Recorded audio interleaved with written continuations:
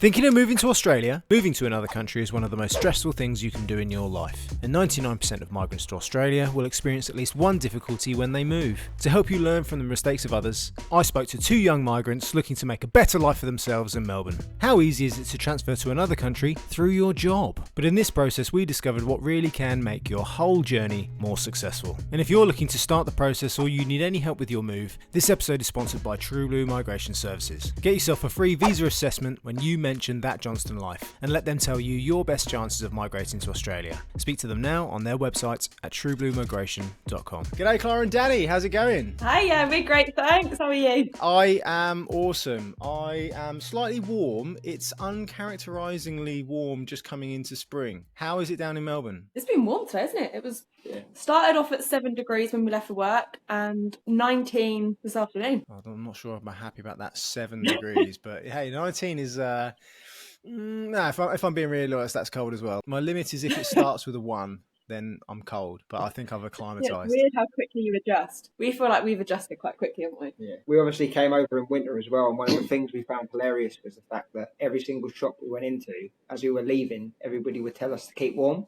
And we're walking out thinking, this is a decent summer's day. What are you going on about? Oh, how the worlds have changed. My wife, Sam, she's going back to the UK in October, so in a bit. And yeah, she's going to be freezing. The kids, they won't know what's hit them. They'll be like, I've never experienced cold like this before in my life. Speaking about lives, tell us about your life before you moved to Australia. So I'm Clara. I'm Dan.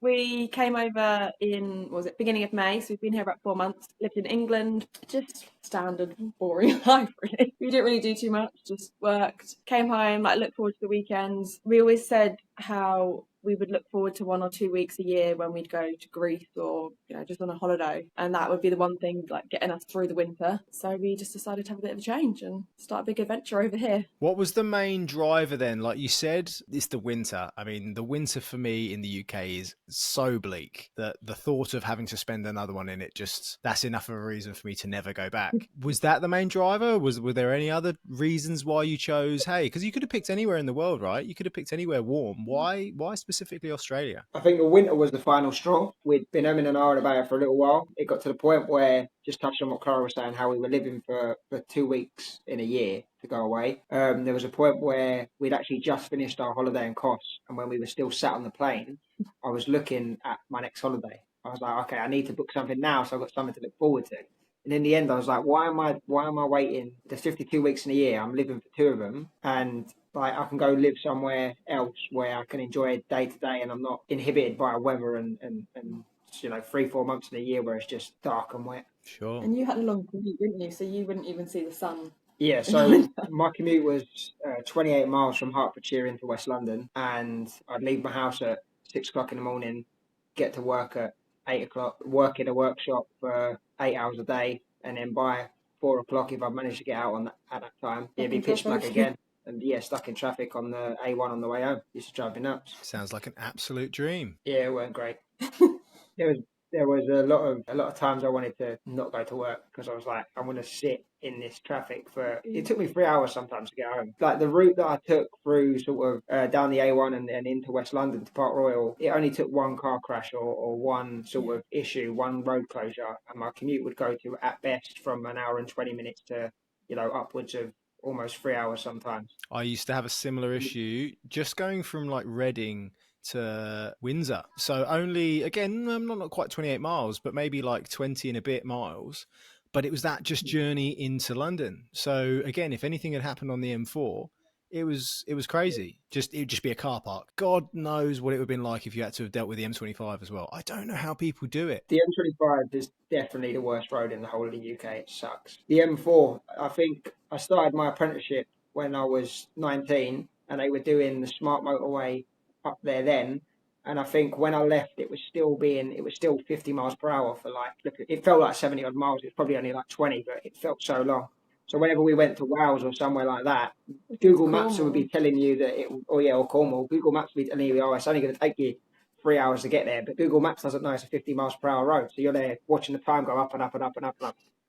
It'd been under construction for how many years, but I never saw anybody working on it. I was like, what is going on here? It used to be infuriating. I think it's finished now, but the issue is that like it doesn't work. Well, it does work, but like they said, oh, we're not going to do anymore because it kills people. Like people don't listen to the whatever it says, like, you know, change lane, and then they just end up smashing the back of someone. So we'll see. Will they ever put smart motorways in Australia? I hope not. But when people whinge about, particularly around here, oh, the Bruce, it gets really, really chockers when in the morning. It's like, I'm not saying it's not busy, but have you ever been on the M25 in rush hour?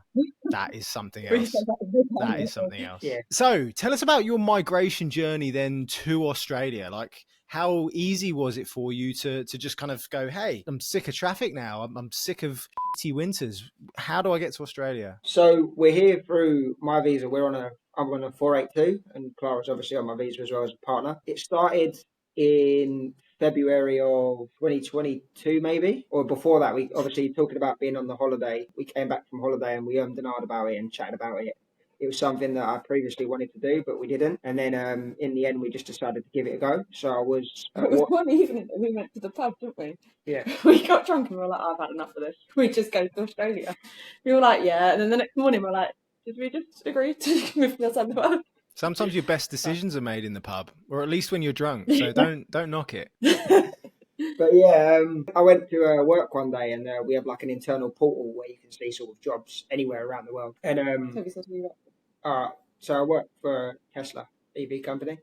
Wow, Everybody here Tesla, the thinks- car people. Well, I say the car people. I know they make everything to do with batteries and all electricity things. But Tesla. I've never met anyone that works for Tesla. Tell us about that. Normal job for me. I done my apprenticeship for BMW for a few years before that, so I worked there for 7 years. I know the M4 because I used to commute to a small town called Mortimer. BMW's headquarters is there, so I used to go there. I used to live in Tadley, just around the corner. It's a small town. There's There's absolutely nothing in there. Apparently, I was told when I was there, they used to have a really, really good pub on the corner. I was like, oh, okay, which one is it? They were like, no, it's shut down now. That's the best thing. That is it. I'm like, ridiculous. But yeah, it's just a normal job. So I'm just a technician, so I just fix cars. But you could see all the jobs that were in different countries. Yeah. So yeah, I could see all the different jobs in different countries. So obviously looked for Australia, and we had a few options. Originally applied for two, one based in the sunny coast up by you guys, and another one based in Byron Bay, which didn't materialise, but they came back to me and essentially offered me both Perth and Melbourne. And Perth seemed a little bit too isolated for me, so we went with Melbourne.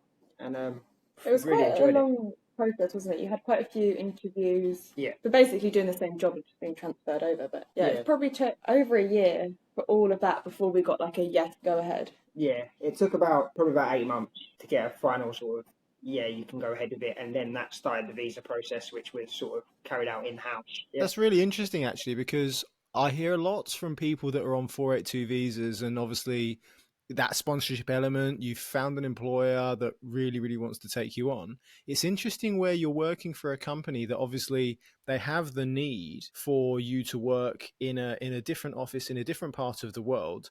Yet it seems like the process is ironically slower. Like you'd think where it's a new starter, a new company, you don't really know anyone. If anything, there's kind of a little bit more trust involved in taking on a new person. I've heard of people that it can take a couple of months, like weeks sometimes, in order to kind of everything to go through much faster than some people can even anticipate having to move.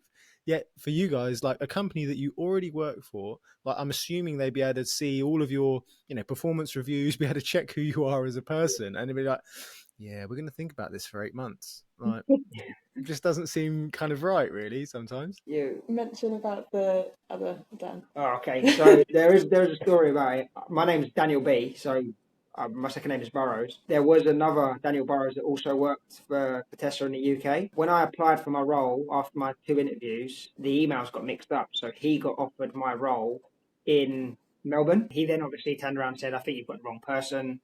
This is the correct email, but now I'm interested. Fast forward a year, me and Dan both work at the same workshop in Melbourne. Him and his family moved over as well, so we work next to each other on a different ramp. So Wow. And they call him fake Dan and you real Dan. yeah, he's fake Dan, I'm real Dan. Who gave you that nickname? Did an Australian give you that nickname? I'd love to think so. Yeah, he did, yeah.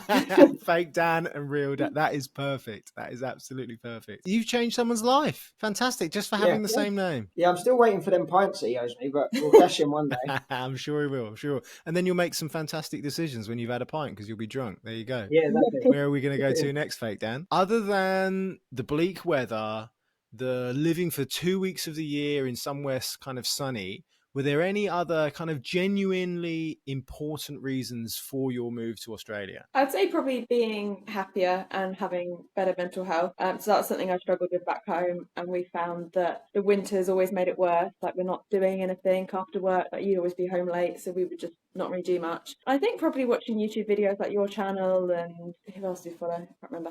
But other They're not people that we important, follow out apparently. here. And just the way that life seems over here, just everyone seems happier and more chilled, and quite a few people that I know back home have moved over here, and just from their social media it just looked amazing. And I think that was one of the main things, isn't it? We wanted to come over here for a fresh start, to just be happier and make more memories, go on more adventures, and just sort of live life instead of just waiting around for something fun to happen. And we found it's made a massive difference, hasn't it? I had quite a few people that sort of doubted that we'd be able to do it. So I used to have panic attacks quite a lot and struggle with anxiety. And obviously, when I said to people we're coming to Australia, everybody was just like, "No, that's not going to happen. How are you going to cope? What are you going to do?" I think it was one of those things that I wanted to prove it to myself. I didn't want to just say, "Oh, I have a panic attack every now and again. I'm not going to go take this amazing opportunity," because we didn't know if we'd ever get that opportunity again through Dan's work or anything. I pushed myself, and Dan's always really supportive if I have a panic attack or whatever. So I knew I'd have that support here as I did back home. The way that I sold it in the end was that essentially my saying was that I'd rather go spend a few £1,000 and regret it for 6 months, and then we just put our tail between our legs and come back, than not go and regret it for 50 years. At least you get a life experience, and more people are coming to Australia. But it's nice that none of my family have done it, and none of Clara's family have done it. So it's something sort of at the minute that's specific to us, and it's sort of our corner of the world, even though it's a massive population. But for the people that know us, it's all Dan and Clara in Australia. Yeah, it's nice. And we also found that we didn't want to rent anywhere in England because it's just so expensive. We wanted to save that money to buy a house. So we were living with family for a while. And then obviously we started talking about Australia. So we're like, well, we're just going to stay here and save as much money as possible. So that was the one thing that we noticed drastically, that when we were looking for places to live here, you could get a much bigger place for the same amount of money. Like, there's no way we would have, like, we've got a 2-bed, decent sized apartment here. And I don't know, probably be another 50% of what we're paying for it in the little town that we lived in Hertfordshire. Yeah. So that was one of the key things, that we'd be able to have more space, and we can save while we're renting as well. That wasn't just specific to the area we lived in. I grew up in Bermondsey in London, so we couldn't afford to live there.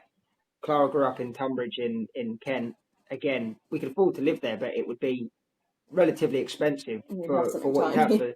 Yeah, essentially something you couldn't swing a cat in. So the thought of renting in the UK was, I didn't want to pay somebody else's mortgage. Essentially, I'd rather save my money and eventually somehow get onto the property ladder, which is getting more and more difficult, even with all the government sort of fundings that's coming in, the Help to Buy scheme and stuff like that. It still seems to be quite difficult in the UK to get on the actual market. But here, it just seems so much cheaper. Obviously, there are some things that are more expensive, but rent for me, and especially living in Melbourne, which is arguably the most expensive city in the whole country, it still was relatively cheap in comparison for housing. That's really interesting, actually. Well, first of all, fellow Kent person, I was from Folkestone. Probably a bit more affordable, actually, in Folkestone because it's just shithole.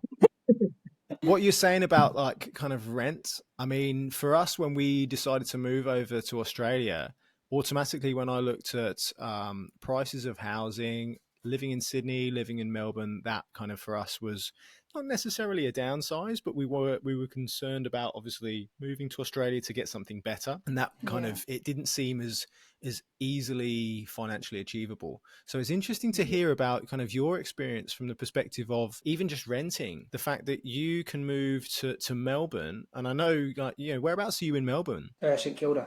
There you go. So pretty central, like you're living pretty central in Melbourne, and you find that you actually can afford it from a rental perspective, as well as getting more for your money than you could if you'd have lived in the UK. Like, I know that renting is difficult. I know that for some people in Australia, prices are really, really expensive. But actually, for a lot of people who are migrating here, in comparison to where they lived in the world, it's far more. You'd have more disposable income, and it's not like you're not doing a job that is a necessary thing that can be done. Like they've employed you because no one else could do it in the country. So you're filling a job role, you're earning the money, the wage, I'm assuming, is obviously higher to be able to afford the lifestyle that you want. And yeah, I know that it's going to be difficult for some people in the sense that, yeah, sorry, we're not able to find something that's as affordable for us. I haven't really met one yet. I think it comes down to choices, but it's just great to hear that you don't exactly have to live on the outskirts of Melbourne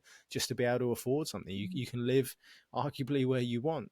And then the second one, Clara, about what you said about kind of your mental health and how it's improved. I know that sometimes when you see things on social media, everyone's always kind of painting that ideal kind of picture. And one of the things that I'd like to think that a lot of people try to do, I try to do it in particular, is yeah, I'm going to show the best bits, but in doing so, I'm also going to be honest about it, as honest as much as I can be. Have you found that actually the social media element of Australia has kind of lived up to real life? Have you found any differences there? Yeah, I'd say it has. Even further. It's surpassed it. For instance, when we knew he was coming to Melbourne, we sort of done some research on certain places we wanted to go and do certain things. And the one example we have recently is we knew what Wilson Prom was, which is just down the coast from Melbourne, probably like a 2.5-hour drive. We knew where it was, we knew what it looked like. But when you get there or when you see these things in person, you feel like you know what it's like because you've seen, somebody on your phone or on your TV, they've been there. But when you see it with your own eyes, it's like, it's immense. And I think it's more the feeling that you get. It's not just like, oh, it looks like the same as it did on Instagram. I think it's the feel. So we go down to St Kilda Beach quite a lot, and we both cycle to work, so often we'll meet on our way home and just cycle down to the beach, go get a drink, and just that sort of, St Kilda Beach isn't the nicest, but just being there and it's relaxed and everybody around you seems relaxed and chilled. You've got people going on their roller skates, somebody playing music as he goes past on his bike and stuff like that. It just seems everybody is on the same page. You don't have people rushing past you really stressed out, and people don't moan as much and stuff like that. It's a long way from the Jubilee line, that's for sure. Yeah. It's a long way from the tubes. Because the tram system here, one of the things that I did notice when we came here is trams, and the only trams I know are in Croydon, and they're terrible. You ever been to Amsterdam? I've been to Amsterdam, but we didn't get on the trams. But yeah, we were looking at the network, and I was thinking this is going to be terrible. Like, this is old age technology. It's awful. Why are they still running a major city off of trams? But it's one of my favourite things. I love the trams. They're amazing. They're brilliant. But that's another thing. I used to get, I'd have panic attacks if I'd get on the tube or public transport just because it would be so crammed. And we spent ages, didn't you? You would just encourage me to go like 2 stops on the train and then we'll just build it up and things like that. Whereas here, I don't even think I've thought about it because there's trams every 5 minutes. So if one's a bit full, we're like, oh, we'll just wait for the next one and stuff like that. It just doesn't seem as busy and stressful, does it? It's the people as well. Like, yeah, in London, if you walk around, you probably don't say hello to anybody. Keep your head to the ground, and when you're on your tube, you're squeezed in like sardines, but you got your phone as close to your face as you can possibly get to. You don't talk to anybody. But you get on a tram here, everybody will say hello. Well, not everybody, but most people will say hello, good morning. You can have conversations with someone you've never met before, which should be normal, but where we're from, it's not. And it did take a little bit of getting used to when you first came, like someone smiling at you, you're like, what, I've got something on my face? What's going on here? Over time, you do sort of warm to it, and it's something that I do really enjoy. I love the fact that when I'm cycling, people will smile at you or wave at you. Sometimes it is a bit like, what's going on there? But we had it the other day on the tram, didn't we? We were wearing a football scarf, and this older guy was, I can't remember, but he just started a conversation about football. And we spoke to this older couple for, I don't know, 20 minutes or something. It was lovely. Yeah, and it all just stemmed from him supporting the same footy team as us. Yeah. That's awesome. Yeah, I mean, when you talk about it, places, especially in the southeast of the UK where it's so busy, London in particular, like it's that sometimes you think it's the busiest, loneliest place in the world. And you kind of wonder when you come to Australia and you experience people that are just so happy to say hello and talk to you. Although it's a bit weird when they ask how you're going for the first time, you don't really understand, like, what do you mean how am I going? Like, I'm not, where am I going? I'm going the same place as you. I'm on the tram. It's just so nice and refreshing. And yeah, it takes a little bit kind of to get used to it. But then after a while, and you realize that you can just have conversations with people that you've never met before, and it's fine. Like, I'm never going to see this person again, but you know, we were both happy for that 20 minutes when we were having that conversation. Why can't the world be a little bit more like this? We wouldn't have any wars if it was a little bit more like that and we just talked to each other. And we actually met some friends that we're still friends with on our first day here. So we landed at 8 p.m. and we were all over the place with our body clocks. So we went down to a bar and we're like, we'll just go have a drink, like, cheers, we've made it. And we just had one guy come up and chat to us, and we were like, oh, hello. I think he invited us to play pool. So you're playing pool, we meet an Aussie guy and a few other people, and you now play football with them every week. And it's just those things. You would never get that back home. It's social in social areas. So, like, for instance, if you go to a pub in the UK, it's a social environment, but it's anything but. You're just sat there talking to your mates in a corner in a dingy pub whilst it's raining outside. Where here, you walk in, everybody's singing, there's usually live music in certain places. It's a real sort of nice environment that, you know, you can be whatever you want to be and talk to whoever you want. Nobody looks at you funny for trying to talk to you, or it's just really, really good here. That's so nice to hear. That's so nice to hear. So apart from the social scene and the beach, that's not necessarily the best, but it'll do.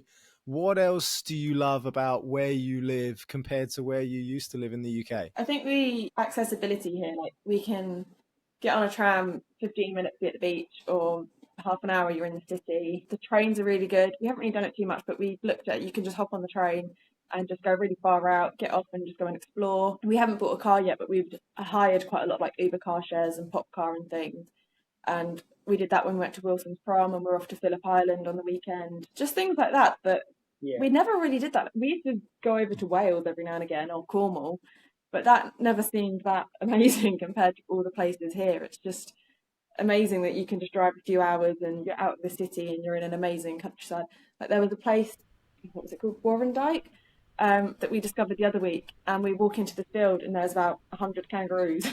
We're just like, oh, okay, wow, we're like 2 hours from home, and it's amazing. You couldn't imagine in the UK, like, kangaroos here are considered as a pest, and you can't imagine, like, a field with 100 foxes in it. You'd be like, that's a bit weird. Or 100 badgers. Can you imagine just going somewhere there's 100 pigeons? Like, great, you know, it's not quite as majestic, is it? Oh no, definitely not. Sounds like London Bridge. Yeah, or Trafalgar Square. I swear there used to be more pigeons. They must have done something to Trafalgar Square. So you're on public transport a lot at the moment. What do you think about the cost of public transport here in comparison to the UK? Touching on the trains that Clara was saying, you can essentially go from the middle of Melbourne as far out to Ballarat or that way, and it will cost you the same amount that it would take. 2 stops cost you the same as it would cost you to take 20 stops. $10, I think. Capped at $10 a day, so £5 a day. Like, you couldn't get a London tube pass from zones 1 to 2 for that. It cost you about 6 cows and 7 donkeys. You wouldn't be able to go anywhere. I think the tube is capped, isn't it? But it's not capped at a £5. Like, it's definitely more. No, it's a lot more. It used to cost us a lot. So before we lived together, we were going from Tunbridge to Hertfordshire, and it would take 2 hours, 2 and a bit hours. With 3 hours door to door, and we figured out in a year we would be spending £5,000 between us. And we're like, that's just insane, just so we can see each other twice a week. 10 grand just to travel from one side of the city to the other. Well, not one side of the city, like, it's a little bit further, but geographical distance, it's not that much difference. Like, exactly. Even where we live in Brisbane, I did the maths, and I'm pretty much the same geographical distance outside of Paddington that I was where we kind of lived in Reading. Yet that train journey, if I wanted to in peak, would probably cost about the equivalent of $60. And here it costs 12. It's like, it's crazy. And I can sit down. Like, there's always a seat. People are whinging at the moment that, the car park gets a little bit busy, but it's like, mate, I can get in the car park sometimes. I could never get in the car park if it was in the UK, and I'd have to pay for the car park. So, you know, I'd want to park on the street because it'd be free, but there'd never be any spaces because no one else wanted to. It's $12 and it's clean. Do you know what I mean? It's we were crazy. saying that actually my family recently went down to Camber Sands. That's like the nearest nicest beach to them, and they're like, the parking's just gone up ridiculous. Like, as soon as the sun's out, everybody is there. You're stuck in traffic and you have to pay like £30 to park. 30 quid to park at Camber Sands. Ridiculous. That's mental. Like that, I remember doing a field trip down there when I was a kid for geography. You go there once and it's enough. You don't need to go back there. Nah. All those sand dunes, like, it's mental. Well, just go up the sunny coast. There you go, sand dunes for miles. And it's free to park. That is one of the things that we do like about about Melbourne and probably most of the cities along the coast in Australia are probably the same. The fact that they're all major cities, you all have a CBD, you all have a business district, you all have like these big sky rises, but within 20 minutes of being in the city, you can be down at a beach watching the sunset. Like I work in the city and I cycle. We often cycle home, and we'll cycle down to St Kilda and just watch the sunset for the night. Get a gyros from the local Greek place and just sit there and watch the sunset and then pedal home afterwards. It's something we would have never been able to do. Who needs cos? one of those Who things needs that's cos? There you go. more You got all your Greek important stuff than there for you. anything. Just go down Dan's and You're get a right. bottle of Mythos. It's You'll be not quite fine. It sounds like everything's been rosy, but I'm sure there are some. What have been the big challenges so far? generic, isn't it? It's Yeah. it's family. Like it's our decision to come to this side of the world, so you got to do that for you. But obviously, what comes hand in hand is that you can't pick up your family and bring them with you as much as you want. It does hurt, and it's difficult in times. But by removing yourself from your family, also it enables you to sort of push yourself out there. You don't have you create your own net. You create your own sort of the people you want around you. You don't have friends that you spoke to in school 10 years ago, so you feel like you still need to speak to them.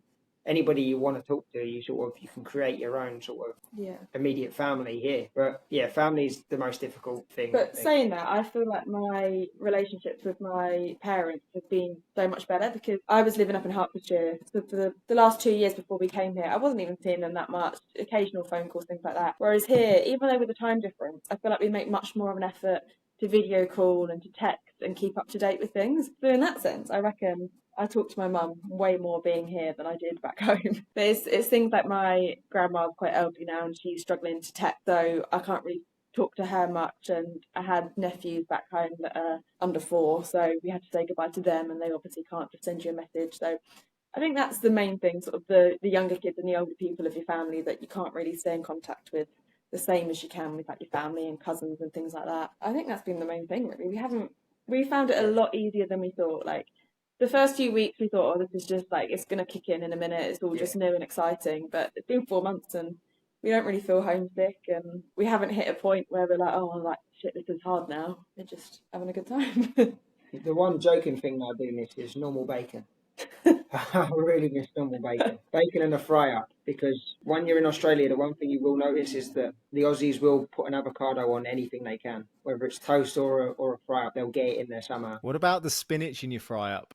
Pass. The little green bit. We found one place that does a proper like English fry up, so we don't even try anywhere else now. No, sold. It's different. It's different. And do you know what I mean? I often think with a lot of the things that the Aussies do similar or like the same, like you can go to a cafe or whatever and you can get a fry up, but it's not a greasy fry up. It's like Australians, they always try and put a bit of a healthy spin on food, which isn't a bad thing, but sometimes, you know what I mean? I want the unhealthy thing. I just view it now as like, I can't get it. So if I want one, I have to kind of make one, or if I want to make something unhealthy, I'll bloody do it in my own kitchen. But I just kind of view it as now that like that's the different one.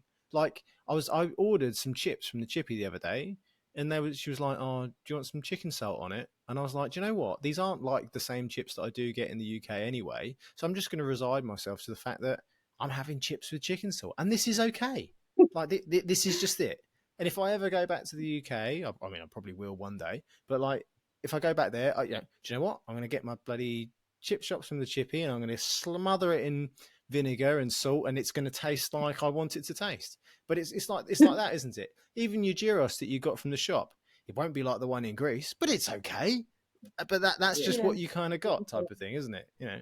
Yeah. It's all worth it. All the little things like that we miss. It's nothing compared to what we've gained from being here. So yeah, if you go from one place to another, you're always going to miss something. Yeah. I mean, we come back from holiday and we'll miss something from Spain or Greece or wherever we've been, but that's what makes them sort of spaces special. But it doesn't mean where you are isn't special. Yeah.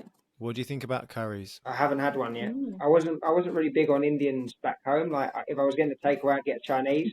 But they also say that's pretty much like a similar thing. The Chinese here and the Indians are very different. So at the minute we've been having Thai food. I think we've definitely been eating a lot more Thai food, more Vietnamese stuff, sort of more of like different cultured food that's obviously accessible, especially in London. But you know, in small towns is sort of not there at all. Yeah, there's So definitely more of a it's nice. cosmopolitan takeaway scene. It's just, again, it's just different. It's like, oh, most one we get the most now is probably Thai, and we never really could get a Thai, a decent one anywhere where we were, just because, like you say, it was either an Indian or a Chinese or a chippy or another Chinese or another chippy.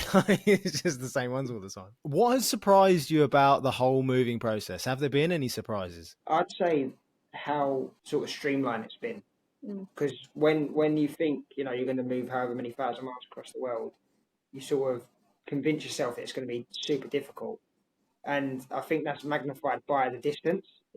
But if you was to move from a town in Hertfordshire to another town in Kent, it's not actually that sort of big of a deal, and it hasn't been that big of a deal. No. The flight, we landed, we had an Airbnb, and then we started looking for a rental, which was supposed to be, you know, super hard here. There was a rental crisis, but we had no issues with it. I So think that was your job, and the fact we've got a 4-year visa, it made it quite easy. Yeah, but I found, because I was quite a bit of a control freak back home, I had like all our Medicare forms printed because I knew we wouldn't have a printer. We'd watched so many YouTube videos, and I think we literally watched everybody we could that had moved here, and all the things that you would need to know. So we had everything.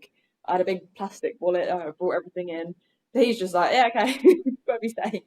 But yeah, we had our Airbnb booked. What else did we have sorted? Like, we knew Dan's job was obviously fine. So then it was me trying to find a job, trying to find a place to rent.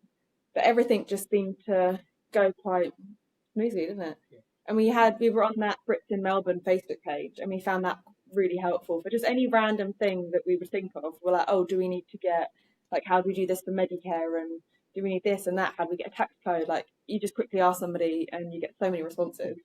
So it was all like, there's a lot of support around for what we needed to do.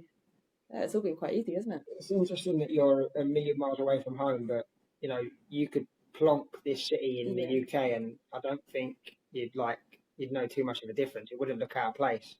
It's very similar to home, but different. If that makes sense. It's made it easier that there's a lot of similarities. Like, obviously, everyone speaks the same language. Your houses aren't too different. I don't know, just the culture's not too drastically different. So it's been quite easy just to slot in. And I think also the fact that there are so many other British people here has made it really easy, like, just to make friends. I've put a little post up on like a Girls in Melbourne page, and I've now got a little friendship group that we go out on little trips and all things like that. So that's just made it quite easy to settle in. As I don't think we've found anything surprising, really, have we?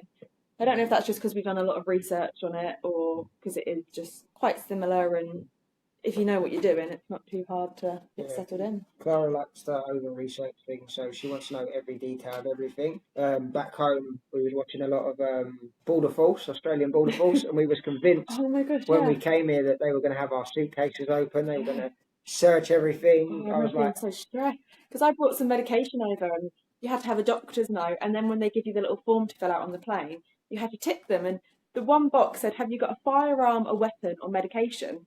So I was like, okay, well, I'll tick that. And I was like, oh my God, they're going to think I've got a gun.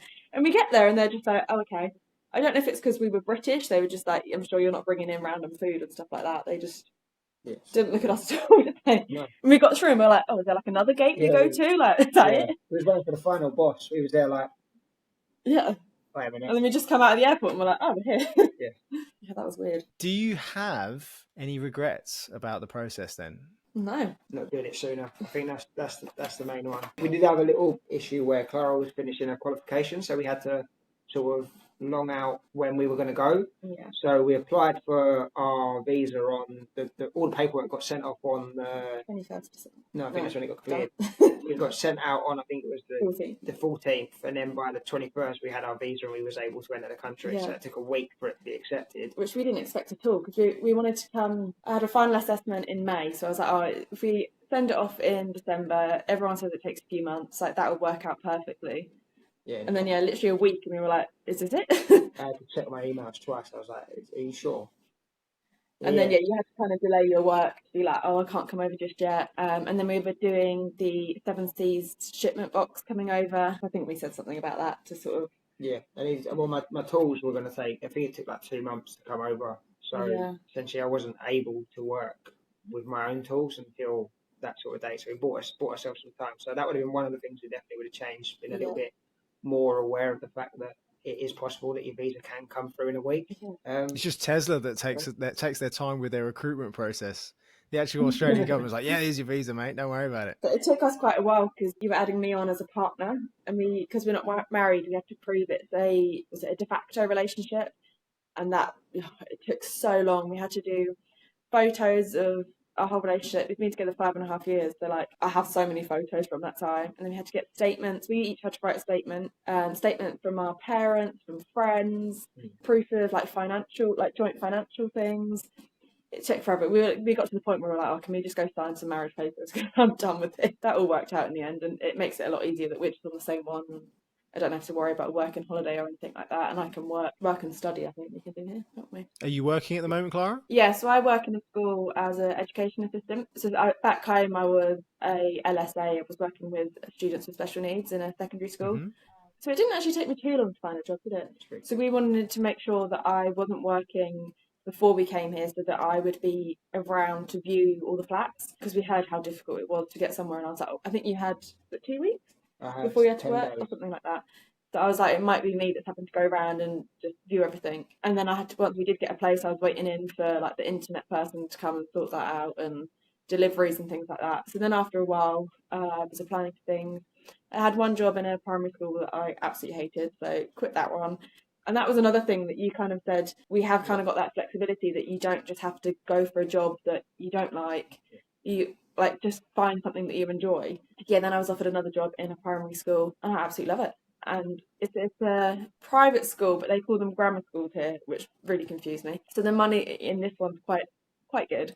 But I think I had friends back home who were their first year teaching, I think, and they were getting paid just a tiny bit more than what I'm getting paid as an education assistant in a private school, which just seems insane. What qualifications do you have to be qualified to be an educational assistant? Because I know one of the questions that I get asked a lot is from people who have been LSAs in schools. Like Sam, she did the same thing. She was an LSA in a special needs school as well. That's what she did, and she found it quite difficult to get in to do that same type of thing here.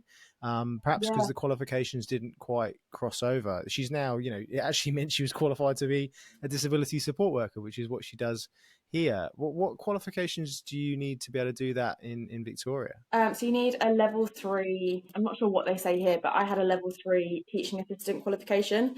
So something along those lines, and that's what we were actually waiting for. So my job back home, I accidentally applied for an apprenticeship position, and I was like, oh no, I can't afford to live off that money. And then they said, oh, I can have the LSA job, and if I wanted to do the qualification, I could. So I took that because I did a degree in equine sports therapy, so a completely different field. So I thought I might as well do this just to have a qualification that's within that sector. And thank God we did, because all the jobs that I applied for here, they all said you have to have a level 3. So that worked out quite well. So yeah, level 3 and experience is all that they asked for here, which is more because back home I had no experience, no relevant qualifications, and they were like, yeah, that's fine, come in.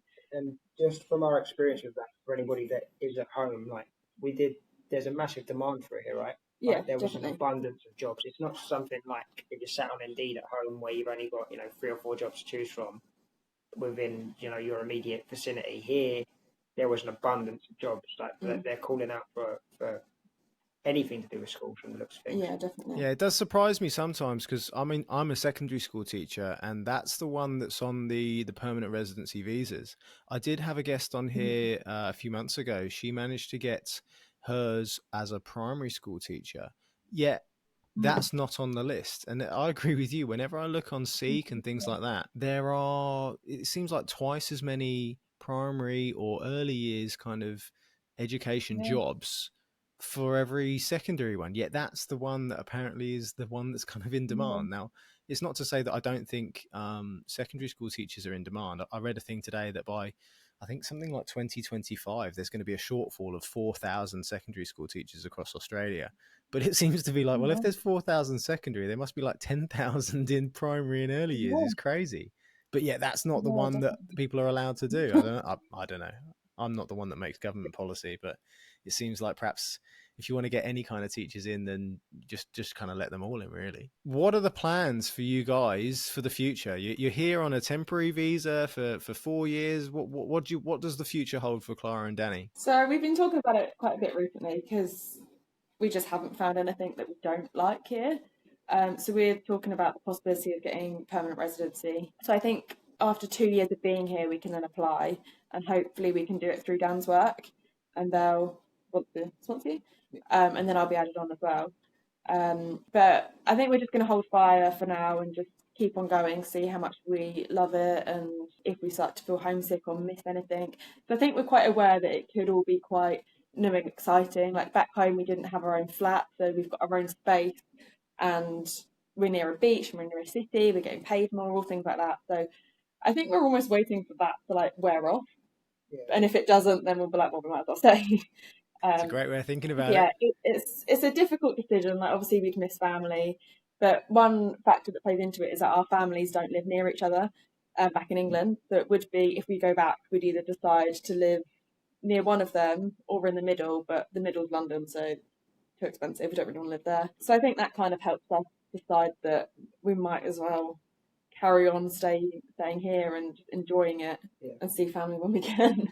It's nice being a tourist. It's nice being somewhere where all the locals are asking why you're going to see that or why you're interested in that, and we're like, it's amazing. Like it can be anything. Like even like a park. We walk through a park, we're like, this is amazing, and the locals are like, yeah, it's just a park, mate. I think there were 5 it's just a park, mate. I saw your Instagram post being at Wilson's prom. They're like, I've never been. I was like, you've lived in Melbourne your whole life. Like, how have you not been there? It's crazy. But that's another thing. If we can get permanent residency here, then I can do my teacher training, which annoyingly, like, I wanted to do it back home. And then we started talking about Australia. So I was like, I'll hold fire, like, won't start it yet.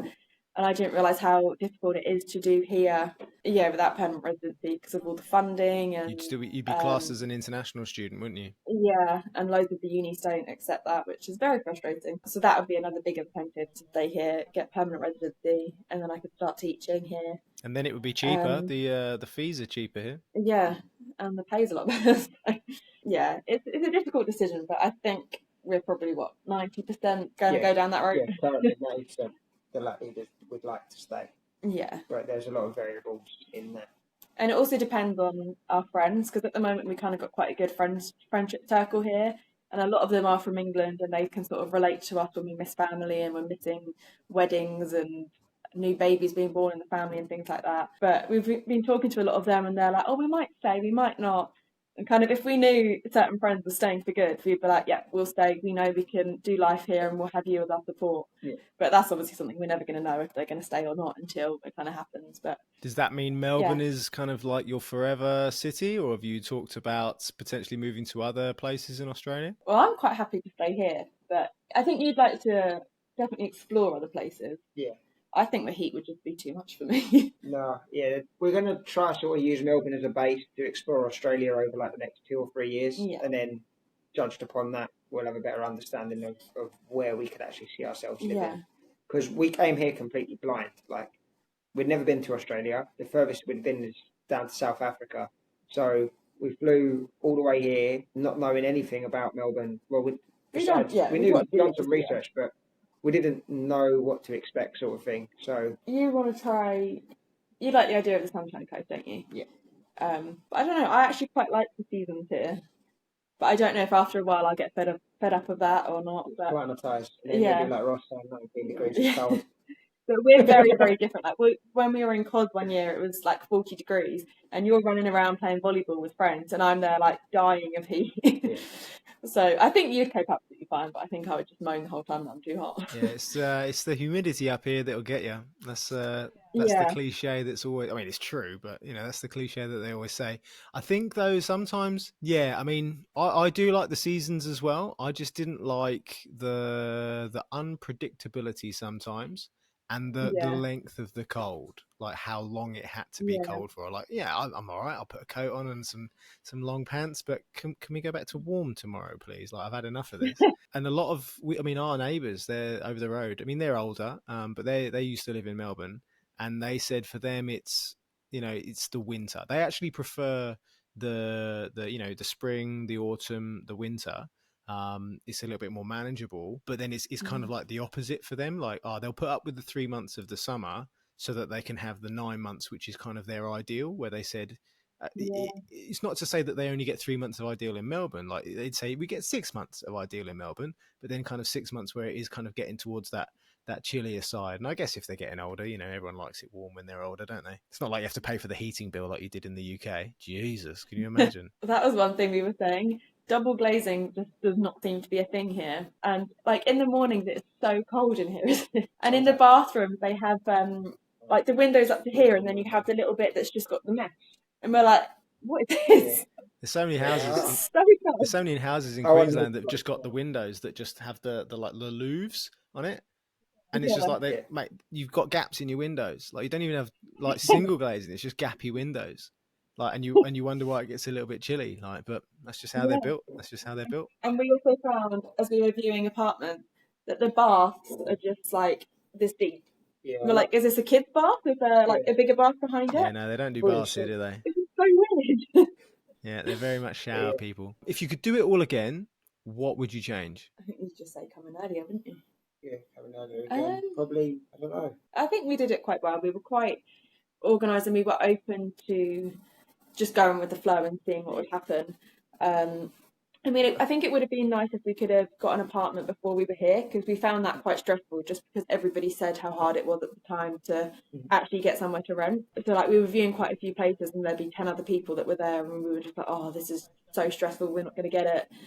I hate the ones where you go in and there's just loads of people coming in behind you and you're like, oh my God, it's like, it's like Piccadilly Circus, how busy it is, and you're all there trying to like go around the kitchen and you don't feel like you can really look around properly, do you? Because you're like, well, everyone else is just trying to look as much. Well, one that we viewed, the guy was just stood in his house and we were like, oh, I'm really sorry, I'm just going to like open everything in your cupboards and see all the space. So weird. So weird. But no, I don't think we would really do anything much different, would we? No, I think because it was dragged out, like we were saying, it gave us enough time to sort of mentally prepare ourselves, but also prepare our like immediate family. Yeah.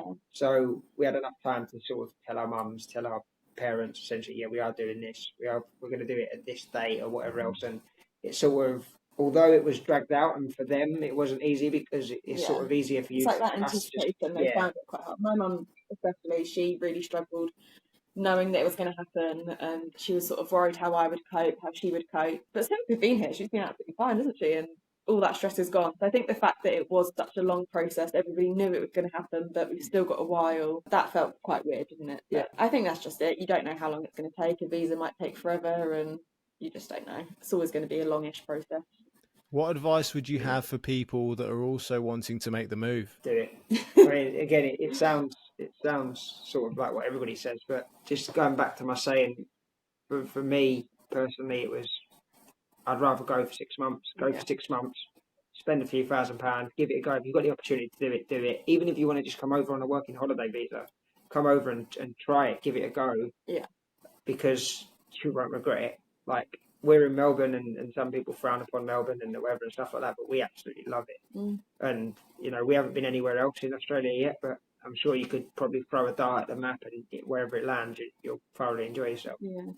And I also found, I found where I was quite sort of a homebody, I'd obviously get quite anxious going out, and like if I was going to go to London by myself, that would stress me out, and just things like that. I would just stick to doing the same thing week on week, seeing the same friends, going to the same place, and I was just kind of in a rut, wasn't I? Just 1 year ago, just always doing the same thing.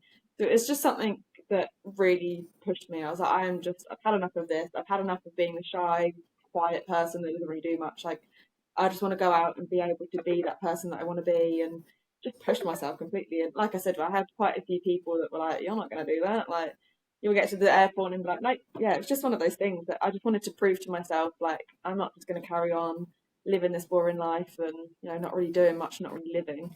We are just going to come out here and see what happens. Do you find that you've changed as people now that you've done this big thing? A lot more independent.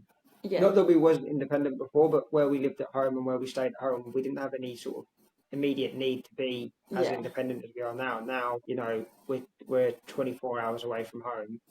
You have to be independent. Yeah. But again, touching on what I was saying, you still have your own sort of friend circle, and you choose sort of who to have as immediate people. We have people around for dinner all the time. We have friends that we go out with. So we do still have our families here, but it's just a different sort of thing. But it's nice to not have to rely on other people. So if I was driving and something went wrong with my car, I'd be like, I'll call down or call my dad, someone will fix it. Or I don't know, if I don't know how to do a tax return or didn't know how to write my CV, I'd just like, Mum, help me with this.